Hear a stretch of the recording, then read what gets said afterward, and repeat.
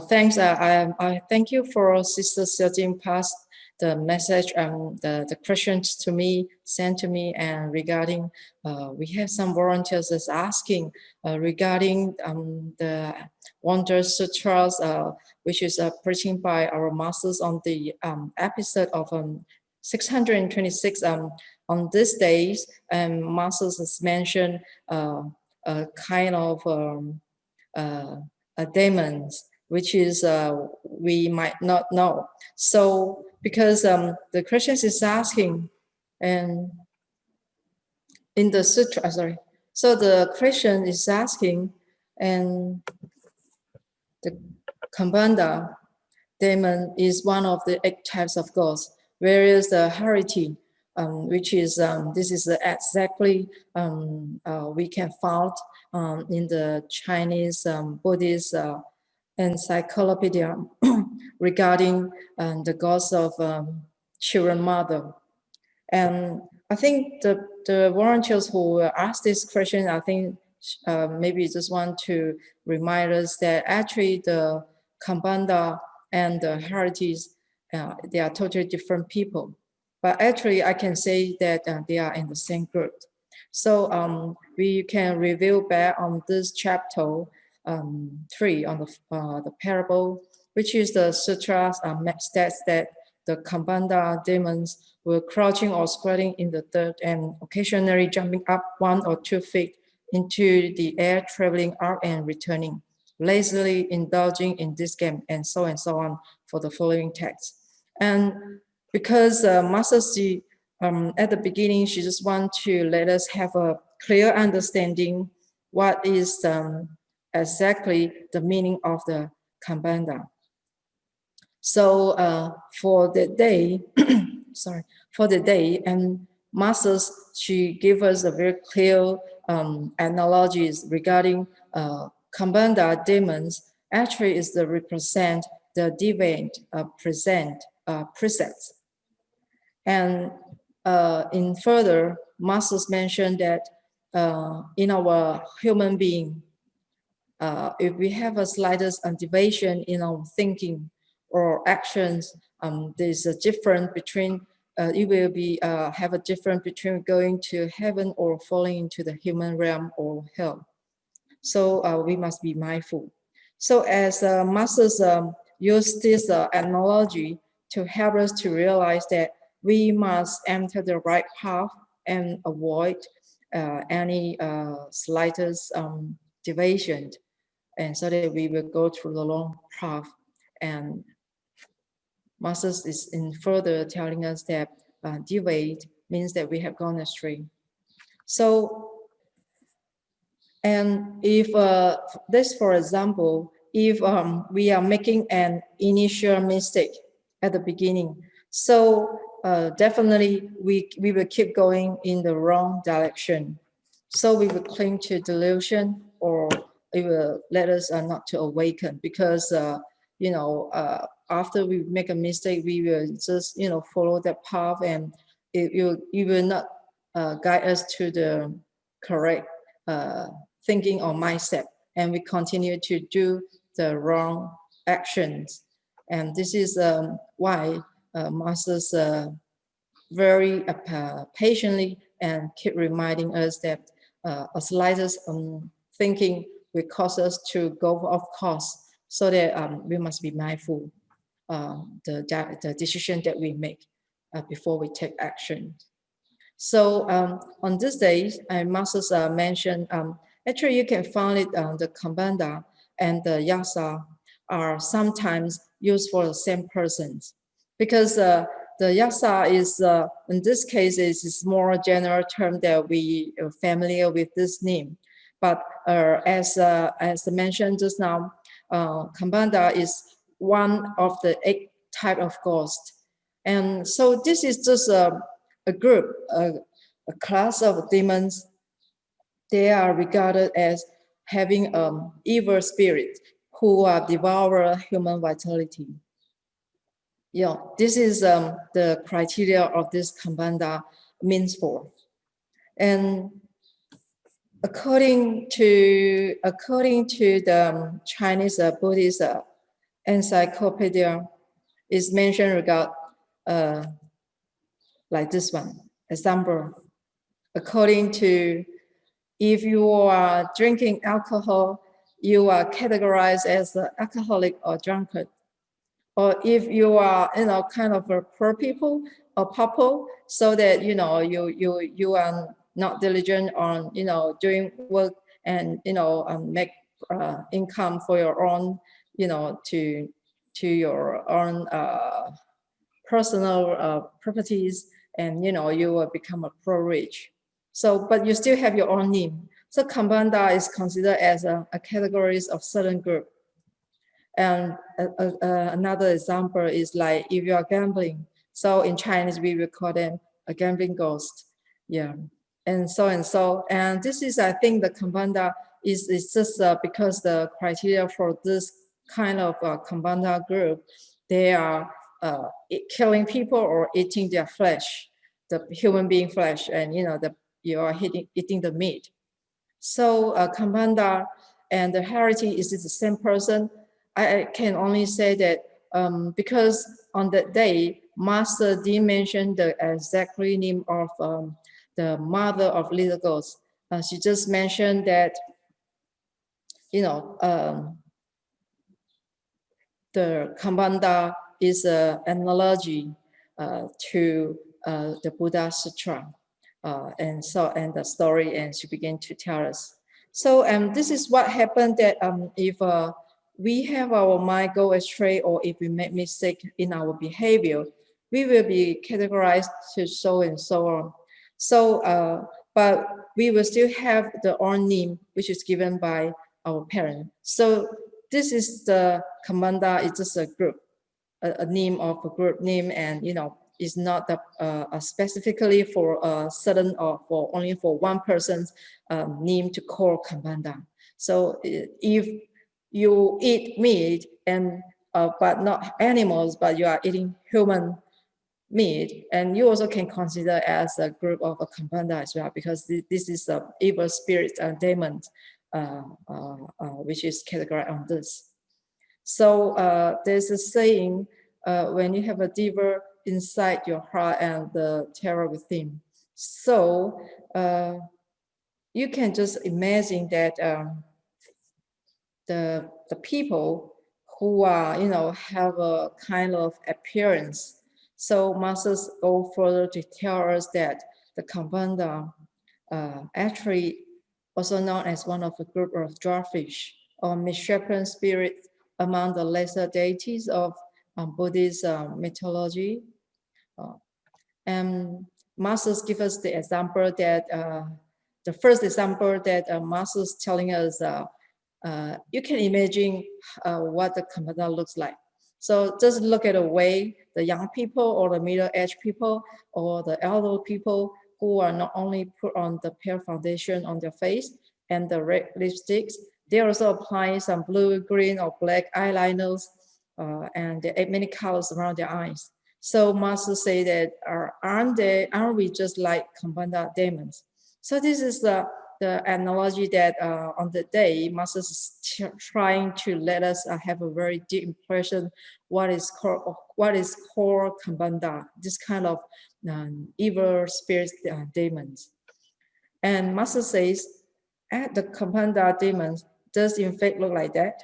Not only for women who are having a makeup on their face. And while we cannot see what Kambanda looks like, but in our international interpersonal interaction, we will encounter people like Kambanda or demons like them. So actually, when we are old, masters say that there's no way to be beautiful again. So the second analogies that are given by preaching by our masters, she also mentioned that one of the criteria for the Kambanda demons is they are having a body shaped like pots, and because they are shaped like pots, and people are scared at the sight of them, and because they don't have a good appearance. And the second example is the body. So if a woman, just imagine, if a woman who gave birth to many children, and how could her appearance not become unkempt? Women can apply makeup to look beautiful, but if they use too much in their old age, they will look ugly because they have lost the natural beauty of the elderly. So Master will further telling us that the second analogies or the second example is you pregnant as a woman, you know, always give birth to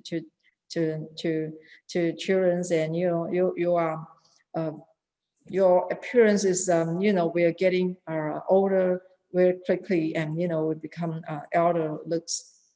This is what Masters mentioned, the Kambala. This is what the Kambala looks like. So Masters go further that actually humans are most beautiful when they look natural.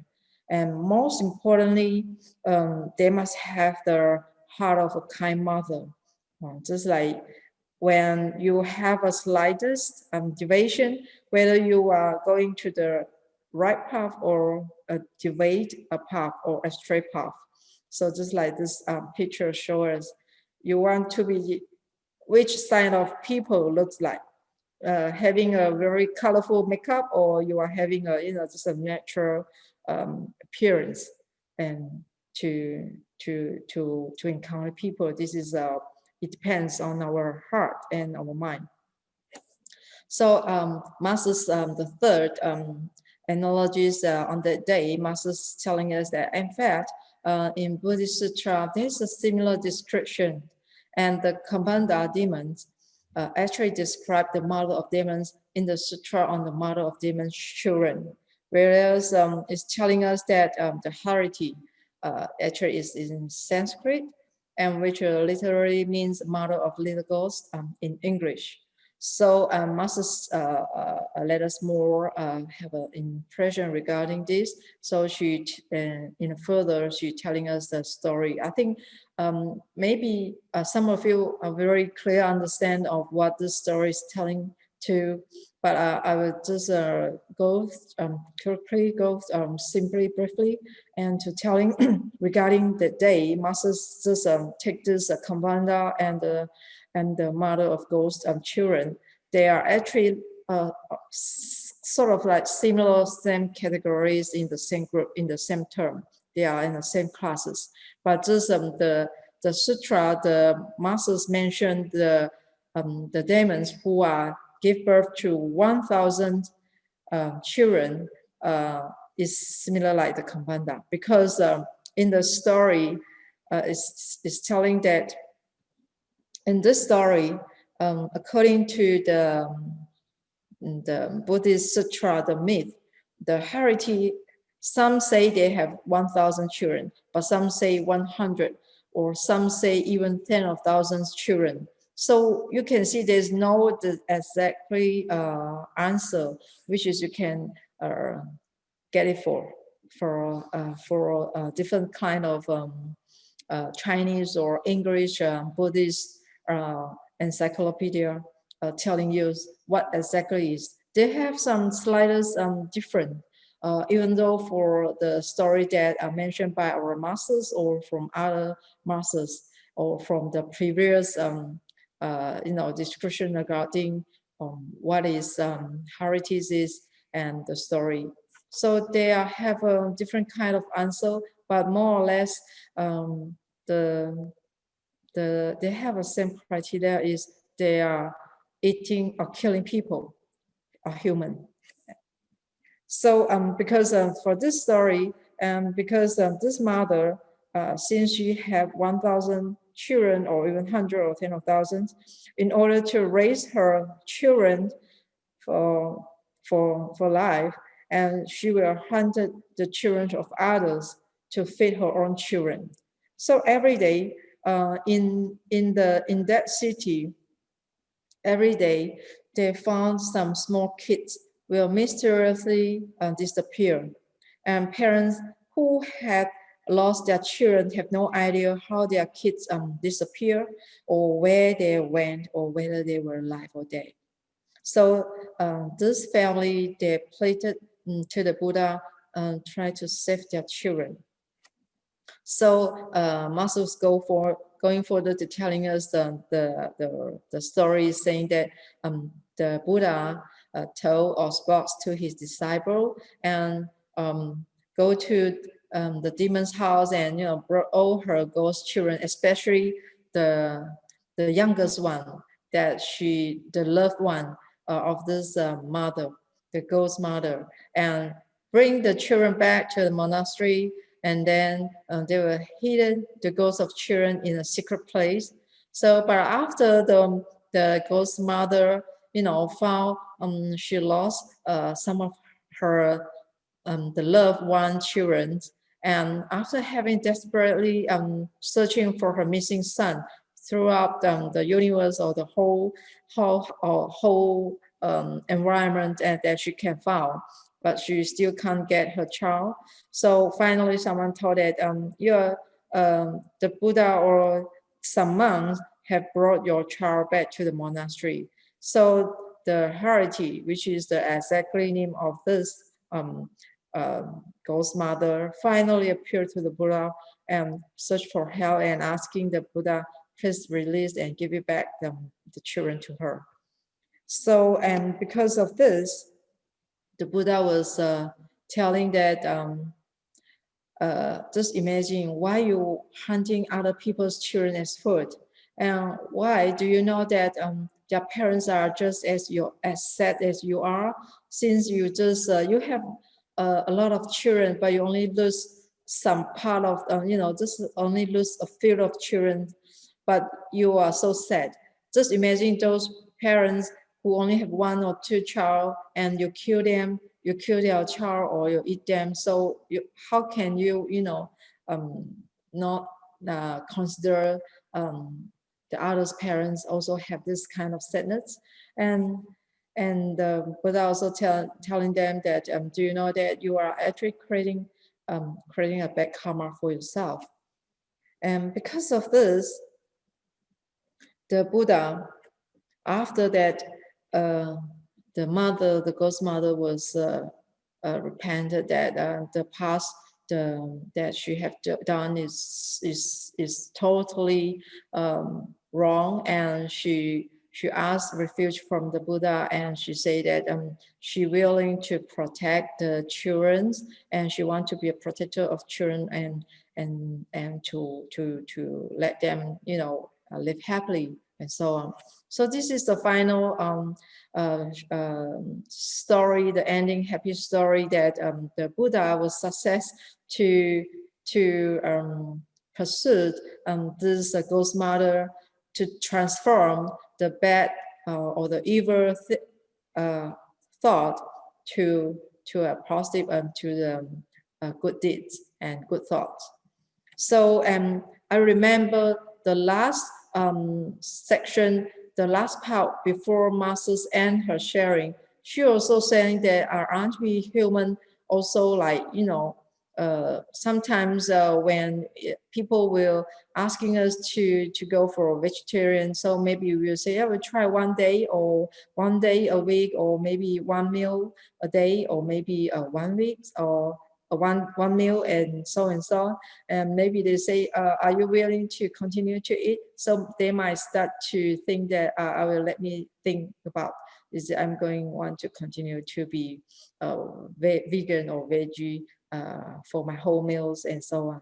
So I think when I heard about this story regarding the Kambanda or the 100 or the 1,000 ghost mother, and it leads me to reflect that aren't we human also having this same situation, that as parents we love our children and so much, and so that we try to give them the best food that we can give, and we can we let them dream the delicious, or we think that is a very delicious drink, like milk or so on, or some dessert, and we just want to let them have some you know, not feel of like having no meat and no nutrition and so on. So I think aren't we human also the same, because we want to feed our own children, so that we actually torture a lot of animals. Again, I think maybe some of you might know that what I'm trying to say. Actually, I just want to mention again, as we human being, because for our desire for food, and we are desire for meat, or we are having, we can't stop from eating meat or drinking milk, or some eating some dairy products and or some eggs products and so on, so that we actually sacrifice a lot of animals, which is we also stolen their children, their kids, like the chickens or small chicks, or or the cows, just because we want to eat their products. So before I end my sharing, I also want to show this for 4 minutes, 5 minutes video clip, and to just to end my sharing. I think this is quite similar to what the Kamada looks like, because we human, we just care for our own benefit, or our children benefit, or family, so we don't care others suffering. So I think if we still continue to do the same action, eating dairy products, I think we are still considered as the kind of Kambanda, or like the Hariti, because we just care for our own. So please allow me to show this 4-5 minutes and video, and I hope that want to remind everyone again, please off the meat or dairy products on your plate. Don't eat that kind of food again. Yeah, okay, please I have see this. I'm number 268. Well, that's the number they stapled into my ear when I was born on the dairy farm. I don't have a name, but today I'm going to share my story. I've heard that most people have been taught that we are these magical milk machines that live on rolling green hillsides, producing an endless supply of milk for people to enjoy. Well, that couldn't be farther from the truth. I want to share with you what my life is really like, and what it takes to get my milk into your glass. Okay, let me rewind to the beginning. When I was born, I had only a few hours with my mom before a man came and dragged me away from her. She let out anguished bellows from behind the metal bars that kept her from coming after me, watching in distress as they violently yanked my newborn body away. This is the first thing I experienced in life. Apparently they do this because I'm not allowed to continue drinking my mother's milk, and instead they package it up and they sell it to you. I was dumped into a tiny, isolated pen. Since I'm not allowed to drink my own mother's milk, they fed me a milk replacement formula, but they only came to feed me twice a day. For the first few months of my life, I was hungry and desperate to suckle most of the time. I didn't have room to walk, run, or play, to make friends. I was denied virtually everything that was natural. I was standing in my own waste, and I lived like this for 6 months until I reached puberty. As soon as I became fertile, life got much worse. Just like humans and other mammals, we only produce milk for our young, so we must become pregnant before we begin lactating. But while this may sound like a natural phenomenon, there's nothing natural about what happens in today's dairy farms. I was put into what they call a rape rack and was forcibly impregnated by a human using artificial insemination. Like so many other females in the dairy industry, I was violated and exploited for my reproductive system. I was pregnant for 9 long months, and just like most mothers, when my baby finally came, I was overwhelmed with joy, love, and protectiveness. I cleaned him, nourished him with my milk, and we bonded immediately. His small body was snuggling against mine to keep warm in the night. He was perfect. But just as I was torn from my own mother not even a day after my birth, so was my son torn from me. Of all the pain I had endured, this was the worst. I cried out, desperate to have my baby back in my protective care, but it was no use. I knew what would happen to him. Since he was male, he would never produce milk and was of little value to the dairy industry, so he would be sent to a veal farm. There, my baby boy would be confined so tightly that he could barely move. He'd be fed an iron-deficient diet until he became severely anemic. His muscles would atrophy, and after 3 or 4 months, he'd be killed. The flesh of my calf would then be sold as high-priced veal. As soon as my baby was taken away, I was hooked up to a mechanical milk machine that pumped the milk from my body, the milk that I made for my calf. I was milked twice a day for an entire year until I had little left to give. By that point, my udder was swollen and infected with something called mastitis. Lots of the cows around me had it, and it was incredibly painful. After that year, the traumatic cycle began all over again. I was again forcibly impregnated and again suffered the heartbreak of losing another child, and again had to endure months of mechanical milking. This cycle continued every single year of my life until now. I'm just 7 years old, still an adolescent considering I can live to be 25 or 30 years, but I'm tired and weak. My milk production levels are falling, and according to the men, I'm all used up and no longer profitable to the farm. This morning, the men loaded me onto a truck with dozens of other cows, and that brings me to now. We're bumping along the road, and I know where I'm headed. When the cows are taken away, they never come back. I've heard the men joking about how we'll be sent to slaughter and our bodies will be butchered for meat, most likely for hamburgers. I just want to leave you with one plea. Please, leave our milk for our babies and stop supporting industries that exploit us for profit. If sharing my story can spare even one cow from this life of misery, maybe this won't have all been for nothing.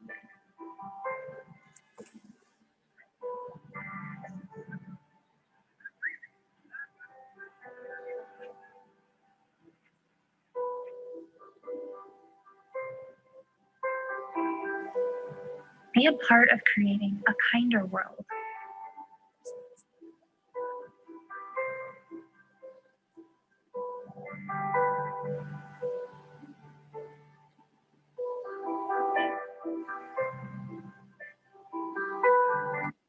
Okay. Okay. So I think everyone that actually I think I really like this movie, and this it's very touching every time when I heard. I've been listened to a couple of times, but every time when I listen, though my English is not too good, but I can feel that Mr. Pain of those animals, and and what we want to just want to satisfy our own personal desire for the food, for what we want, and we sacrifice other people or others, human, other sentient beings. So finally, before I end, just want to end the conclusion is, as we learn the Buddha's way and actually be mindful, because we have a dignified appearance which reflects our virtue. But how long can we maintain the state if we got a chance to learn Buddhist? But if we are not practicing, like masters keep tirelessly to remind us, please live up the Dharma that we listen and put it into daily action, so that how many of us can continue to do and can last for this kind of positive thinking. And so for how long can we be free affliction if we are listen to the correct path. So soon we will be back into the state of great anger or delusion when we encounter people which we don't like, or which is some methods that we never want to face to. So we might be back to the ordinary beings. So I think it's up to our choice who we want to be, even though what kind of food that we want. Just like this morning, Lotus Sutra Masters mentioned for food. Sometimes when you like to eat sweetness, or you like salty food, or how much salty food you eat, and you will have facing what is kinds of disease or illness. So this is depends on what you want to. So this is saying you are what you eat. So let us have maintain a good appearance, a compassion appearance, identify with compassion appearance forever, and bring it to our future next life. And thank you for your time. But I hope you can understand what I'm trying to say, and how we can I might not give a very wonderful answer, but I think this is try my best and to let you know that this is what I can, can relate it to on that day of Master's mention regarding the tide of Kambanda and the story of the 1,000 ghosts of children mother, and the following continual masters give us some example. And this is what I can get it for, and this is what I thought. Yeah, and if you guys have a best answer, yeah, please let me know, so that in the future I can learn more regarding on different people's perspective, and have a different will, so that I can learn more, so that I can broaden my heart and my knowledge as well. So thank you, and I pass it over to Sister Xiaojing. Thank you. The wonderful, really wonderful explanations to the question raised to Kumbanda. Very, very grateful to Master, and the video is very powerful. And this sharing, towards the end on the vegan part, we hope that, pray that all of us we could have these three turnings from knowing that we should embrace vegan to slowly we have to do it. It's looking at it, it's the rape industry, like Dr. View also mentioned. It's very sad. It's even worse than taking the life, because it's torturing. Imagine the cow is only 7 years old, but really have to endure it. The lifespan of the cow could be until 30. It's truly really like hell on earth really for this. And we could hope that the third turning is like confirmation, affirmation that we have done it. Yeah, we are very grateful to Huang Sifu跟真的很感恩. Today, 感恩 brothers and sisters. Today we have with us a very diligent sister, Yvonne. She's very diligent in seeking Master's teaching. Same time, while she's seeking the wisdom, she also creating a lot of blessing. Despite the COVID situation, the refugee home visits are still being carried out, and Sister Yvonne and her home brother, Brother Richard, have always very diligent and always the first one to sign up, including the home brother, Brother Richard. Let us hear how Sister Yvonne could walk this path and transform others. How? We pass it to Sister Yvonne. Sister Yvonne. Good morning, Master Huang, Sister Tzu Chi, and good morning to all brothers and sisters on the club. Okay, today I'll be sharing 4 parts of my presentation. Firstly, how I started my Dharma journey, a snapshot of lesson learned in respect of the activities that in Tzu Chi, the ignorantly began before I listened to Master teaching, and after hearing Master Dharma, giving me a new perspective, and the application of Dharma in daily life. Actually, Dharma is around us all the time. And also my sharing a recording of my home brother transformation in the Malaysian refugee program, and also a person mind map that I've drawn up based on the Master teaching over a period of the 1.5 years. So how my Dharma journey started, for me, that year, that moment, that person was actually a 4-in-1 camp. I followed the English group session. It was July 2019. During the 4-in-1 camp, the last day where we were supposed to do sharing to master. So there were a few sisters, namely Sister Tzu Chi, Sister Effie, Sister Stephanie, Irene, and Cheng sister. They were sharing about how Dharma, listening to Master Singh Fa Siang, has transformed them, helped them in their daily life, facing all their challenges. So the sharing, they were so passionate. You could feel the emotion. It was a very heartfelt emotion. And in fact, even Sister Stephanie knelt down and make a vow. So that's what it makes me say, what is this thing about Singh Fa Siang that everybody is so deeply believe in, and that it could help them to transform their life. So when I came back to Malaysia, after I settled down in August, I made an effort to go to my community center to join the first Dharma session, and I have never stopped until today. And truly, if there was a saying, if you look to Buddha for compassion, actually we look to Dharma for wisdom, for it to grow our wisdom life. And so the lesson for me was, never underestimate one sharing. Though many may have heard before, but there's always someone new, and your sharing may just bring a difference into their life. So all the sisters that done the sharing 4-in-1, I very much can earn. Because of you, I have started listening to Master Singh Fa Siang.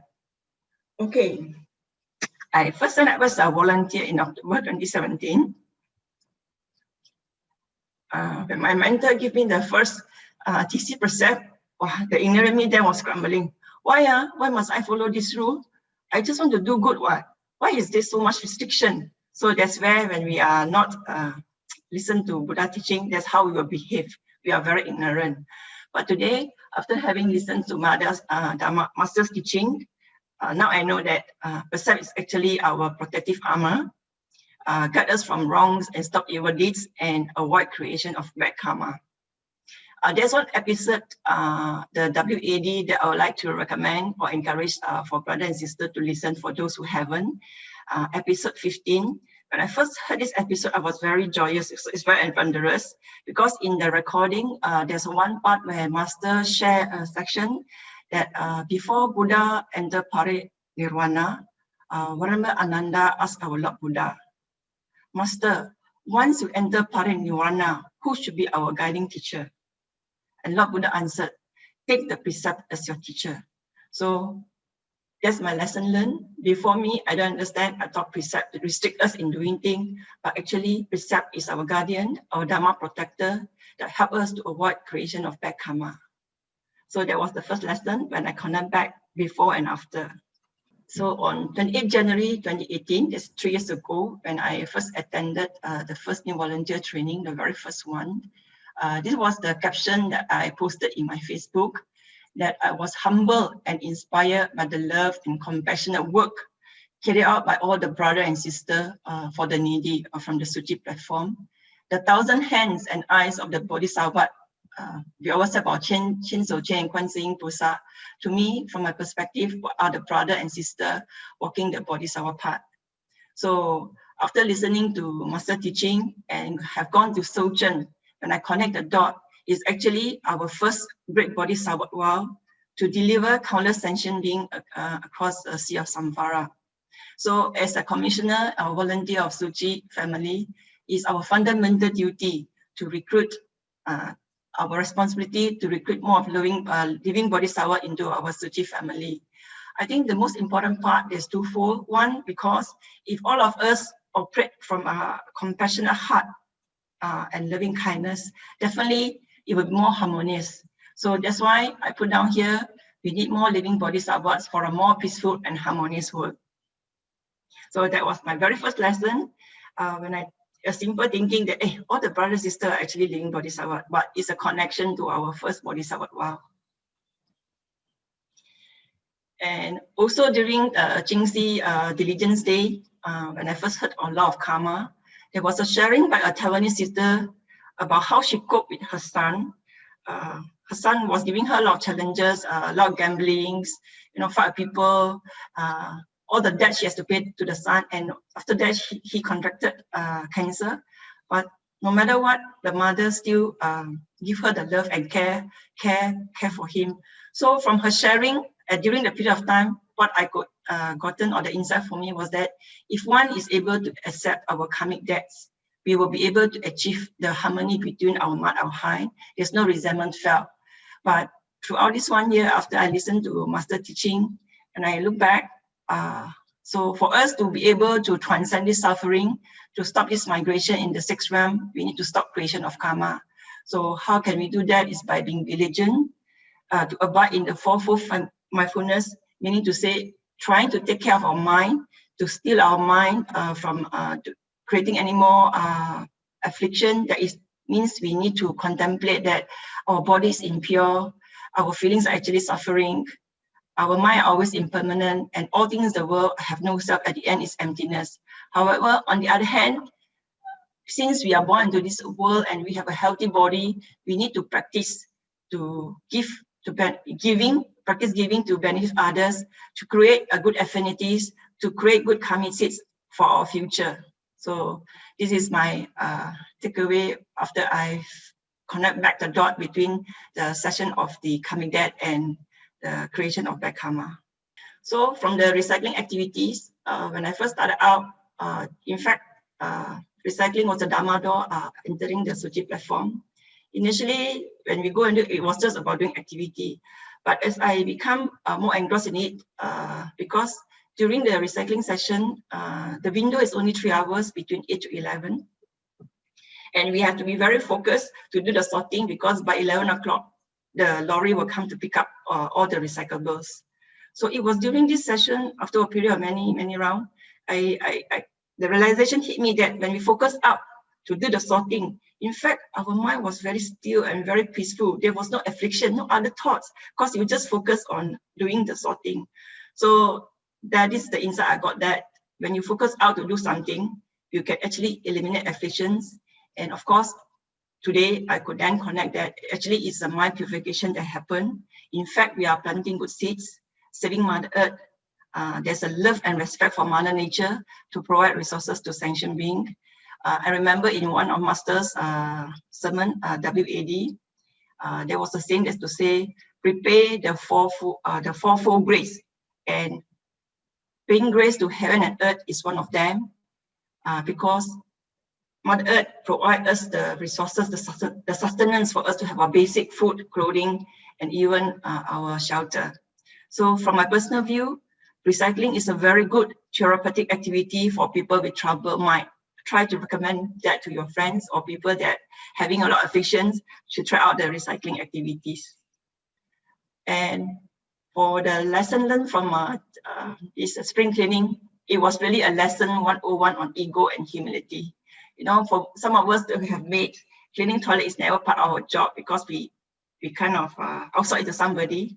But when I participate in this spring cleaning of Jing Hall, without me realizing, by doing these activities, the ego and humility is being subdued.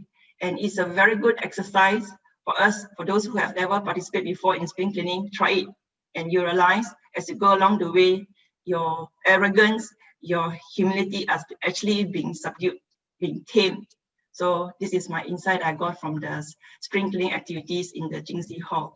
Okay, so now I would like to share a recording that was done together with my brother on 12th November regarding our refugee, or we call it the CBI program. For me, the very realization was practicing the master teaching about feeling gratitude and gratefulness. So this was the one of the greatest realization I have in walking this Dharma path. And by my home brother sharing this during this 12th November, by him sharing itself is already a transformation, because my brother is somebody who is very introvert, very detached. So give me a moment, I will now on the recording, and I hope you enjoy listening to it. Okay, thank you, Brother Ray. 大家好，思香师姐。So I'm just Yvonne. 我的 sharing 是 regarding my own transformation with 我的 home brother. So why did I choose CBI program in the first place? 因为 I also hope my home brother 可以 walk the Bodhisattva path. I started my journey in 2018. Home brother already followed, but the time more of observer, and of course, mainly as a driver. And during this period, 自己还没有那个智慧 no wisdom. So every time cannot handle home brother the question, a lot of fun now. Especially in 2020, this period, because you asked a lot of questions, and I also got ego. So sometimes feel like in my heart I feel like giving up, but somehow I said, cannot, because I want the home brother to walk the Bodhisattva path. So there was one morning I also listened to Dharma talk. Don't know why particular that day, Master was saying, you all listen to Dharma, you understand the Dharma, but do you practice it or not? So that particular day, Master was talking about gratefulness, feeling content. So somehow that one just hit me. I was thinking, yeah, my home brother home is so nice, drive me around, even help in doing the report and sometimes call the refugees. So then I said, why didn't I practice what I listen to Dharma every morning? So then I just switched the mindset. I should be grateful, full of gratitude that brother is willing to work this CBI program with me. So my home brother is a very introvert. He doesn't like to take picture, don't want to participate in picture, also don't want to take picture of me. And during this MCL period, somehow something have touched him because he offered to take on the release 3 and release 4 phone call. So in one of the days when he was calling the CBI POC, after calling, he turned to me and talked to me, and he broke down, he shed tears. I was like, wow, really, everybody had 那个本性我们的compassion, so it's got awakened. And during release 4, there was a miscommunication with the task force. We were given cases all over the place, from Rawang to Selayang Batikis to Cheras. I was a little bit upset. I think my home brother is more cultivated than me. He said, just do it. Sister Riani already so burdened. You just do it. Don't go and cause all problems. So me, this person listening to Dharma, get lesson from my home brothers.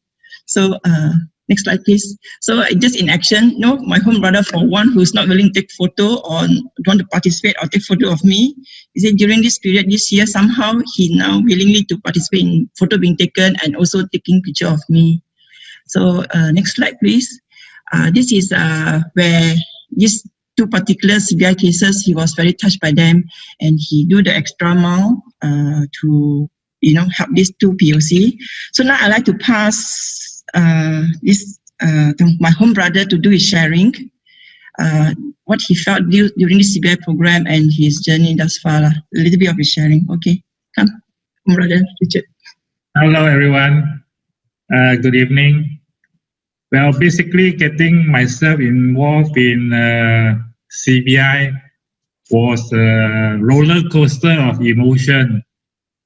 Okay, and in the beginning, you feel hopeless, not doing enough, you feel frustrated, But then as you go through the journey, I think probably this is probably about actual really proactive participation, maybe 3 release, release 2 to release 4 Now we have just started release 5. Okay, these 2 POC that I want to share and also touch me a lot is because it's very humbling when you observe these people who come over here having such a hard life. This POC, the one on the left, where he was injured in an accident, he was working very hard to take care of his family in Malaysia, having 2 jobs.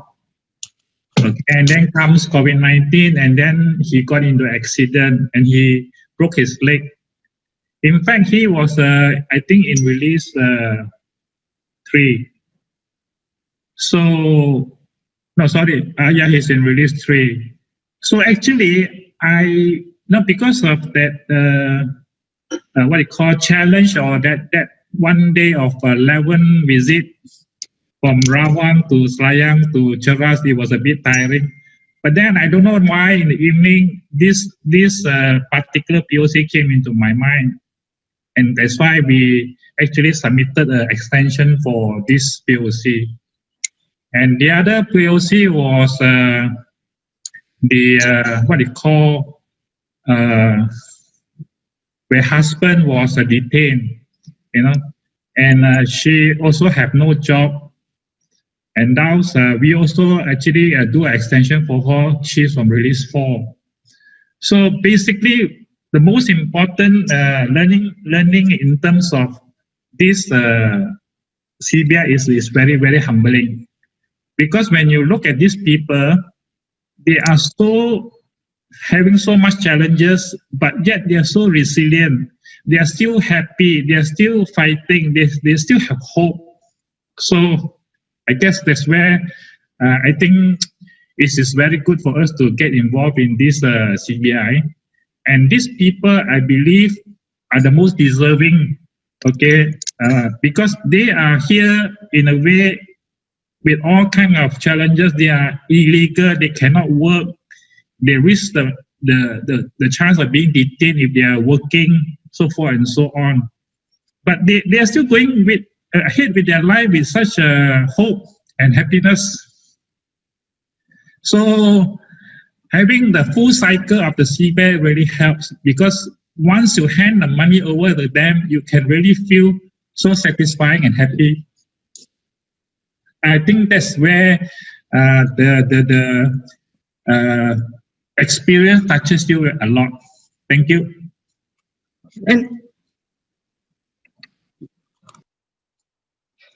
Okay, thank you for listening. So the Dharma lessons learned from this CBI program, the Malaysian Refugee Program, now I truly understand what Master meant by working among the masses to experience the principle of life, the Dharma principle. For me, it's about, practicing giving unconditionally, help us to develop our wisdom life, to turn the worldly consciousness to discerning wisdom. Our compassion can be awakened. Like Buddha said, all of us have a Buddha nature. And I can see that in my home brother, his compassion got awakened. We also bring hope, peace, and joy to the refugees in suffering. In actual fact, we are practicing the 4 infinite minds. And this is, for me, one of the greatest importance.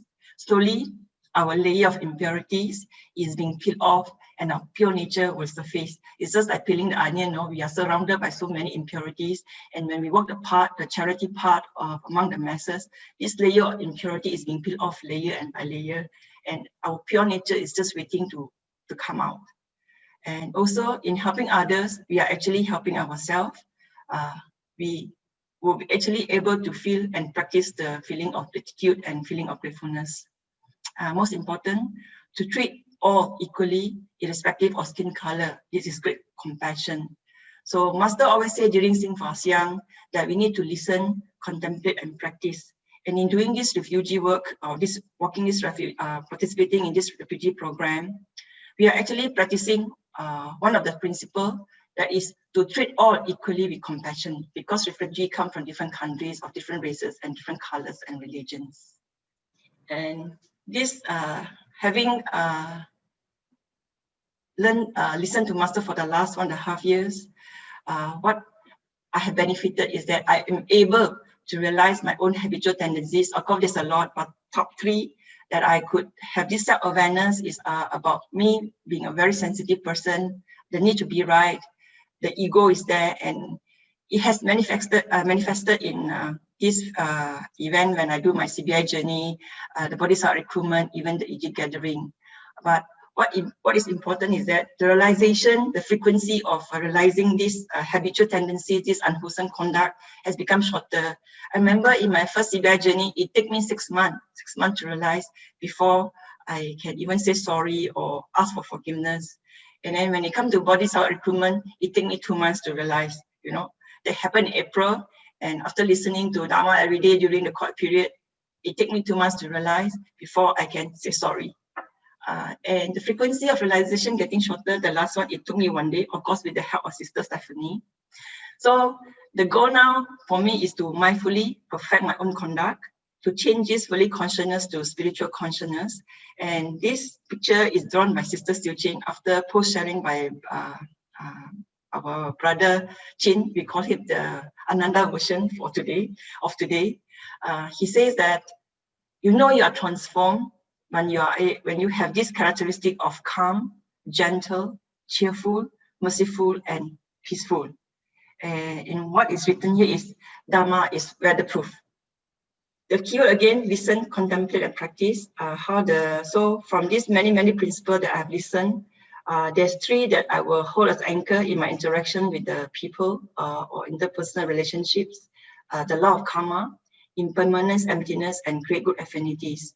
Because if we mindfully can remember this principle, and during the interaction with people about the law of karma, that when we die, we cannot bring anything with us, only the karma that we have created and our life wisdom, we will then not fight, compete, or take issues with things. We will learn to let go and interact with harmony.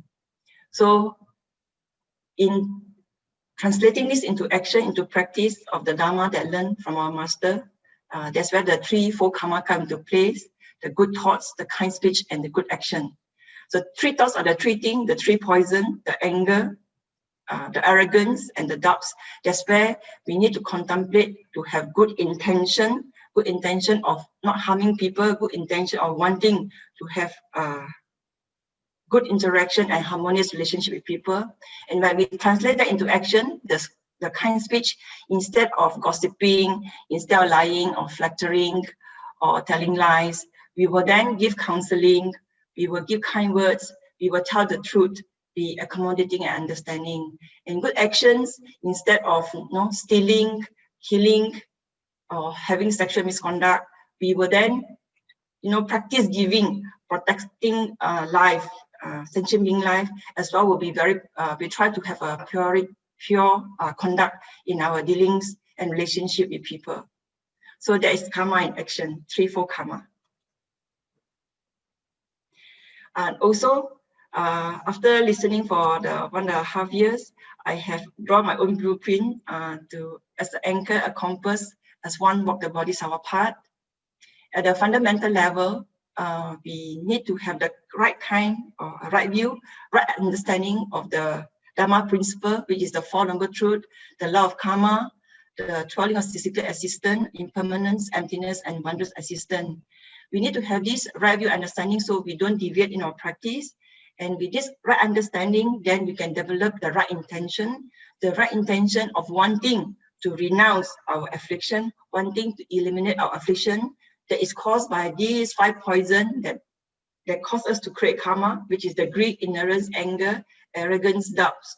So while we are trying to perfect our conduct, so with this right intention, we will then we will practice to have right speech, right action, and right livelihood, choosing profession that has nothing to do with weapon, human trafficking, or drugs, or gambling, or selling alcohol, or selling poison.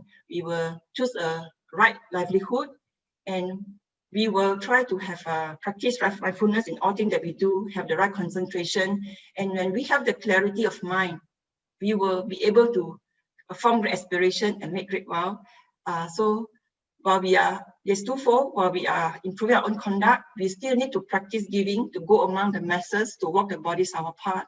And in walking the bodhisattva path, I drawn up 3 pillars: the 4 great vow of bodhisattva, the 4 infinite mind, and the 6 perfection. The reason I have these 3 pillars is because if you look at the 4 great vows, it's about us delivering countless sentient beings across the sea of samsara, ability to eliminate sufferings, having the faith, the spacious and open mind of wanting to learn the infinite Dharma, and continually trying to get back our pure Buddha nature to attain Buddhahood. So in walking among the masses, we are taught to practice the 4 infinite mind, the external cultivation, in dealing with the masses, that we will give our loving kindness and compassion. And of course, while we are walking the path, we at times may be tempted, maybe enticed when we interrupt the external condition. We may also have habitual tendency. That's where we call on the 6 paramita, the 6 perfection tools, to remember, to uphold the precepts, be patient, wear the robe of forbearance, have the wisdom to discern the right and the wrong. And at times when we are very tired, we feel like very hard to walk this road, we must remember the aspiration that we have made, the 4 great vows that we have undertaken, and so that we always continue walking this journey, and over many period of time, hopefully we will then return to our pure Buddha nature and attain Buddhahood, to the state of one with the universe, with wisdom as well as the ocean. So my last slide is about, we, after having listening to the Buddha Dharma, we should know where we are heading. Are we going the right direction? And knowing why are we walking this bodhisattva path, and to return to our pure Buddha nature. So we must be grateful that we are born as a human, encounter Buddha Dharma, and have a grace master. Thus, we need to seize the moment to walk the bodhisattva path, to go among the masses, to help and relieve sufferings of the sentient beings that are in need, give them peace and joy, and spread the Dharma according to their capabilities. So they too have a chance to better their karma and transcend the 6th realm. The Tzu Chi platform is already a bodhisattva path that has been paved by our master. We just need to continue to walk this platform unwaveringly. So if you look at this diagram, walk the bodhisattva path for us to transcend the 6 suffering. This is the straight white bodhisattva path. Tzu Chi school of Buddhism is the cultivation platform, and Jingxi Dharma lineage is our bloodline. So if I go to the next line, for those who doesn't know or not aware of this platform, the full link to join our morning Dharma talk, feel free to join us. 5:20, if Master go live, we will have an English live caption. Otherwise, we have a posting for Cheng that's hosted by our brother Robert. So, everybody, that's my sharing today.